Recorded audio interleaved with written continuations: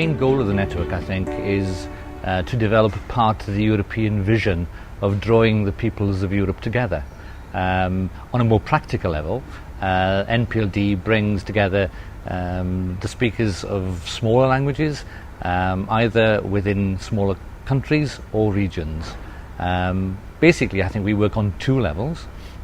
One is to put pressure on the European Union to give more recognition and more rights and more support to minority language communities and smaller state languages.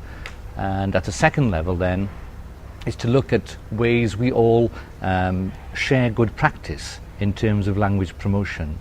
Across Europe there are many examples of countries developing and promoting their own languages. What we're trying to do is to bring all those together, sharing good practice and making sure that the stronger languages help the weaker languages.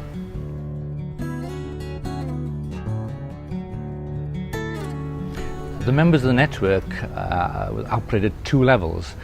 We have core members who are usually regional governments or smaller state governments, and then at another level we have associate members who can join the network by paying a small fee and then benefit from working with larger members.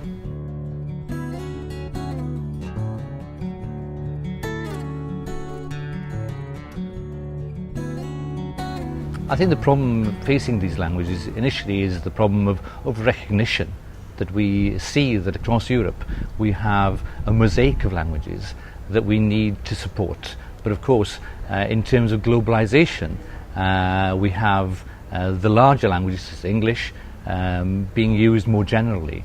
And there's a chance that the smaller languages then gets less support. We're looking for a situation where there is support for all languages.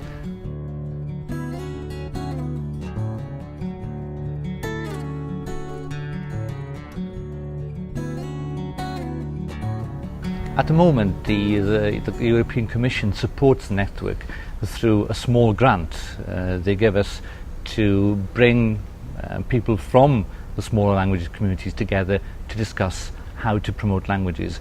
But in general, there is very little support for minority languages.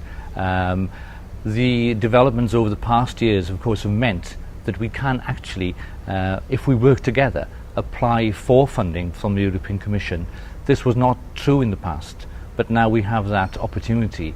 But with that opportunity comes a big challenge as well, because we have to work against much bigger partners, and therefore we need to work together very closely to make sure that we can compete on that European stage.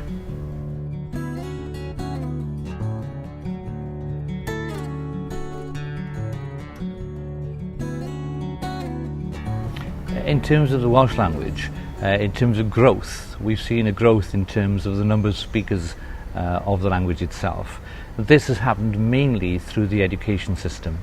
The education system in Wales produces twice as many speakers as does the home, and therefore there's been a big investment in the education process. But also we are realising now that we do need to invest more in the social use of the language to make sure that more young people use the language, because although they can speak the language, it doesn't mean they actually use it on a daily basis.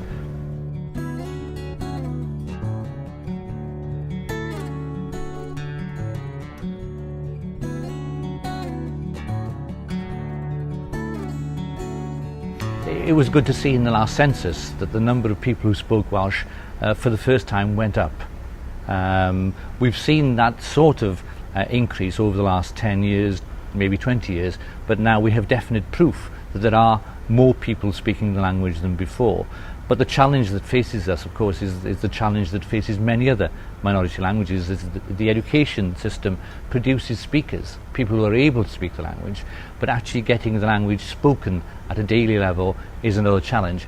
We are lucky, we do have a number of young people who speak the language as a normal first language, but we need to build on that to make sure that more and more people speak the language, more and more young people speak the language, and they then transmit that language on to their children.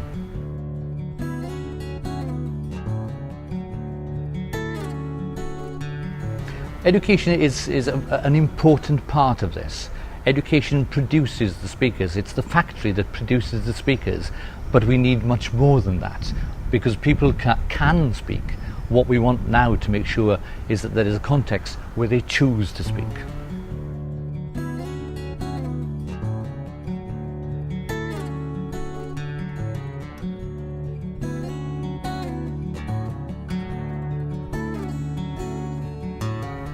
Traditionally, there's been a very good relationship between Wales and Catalonia. I think we do have an official agreement of coordination, of working together between the two countries. And certainly we've seen a great deal of support from the Catalan government as we establish the network for the promotion of linguistic diversity.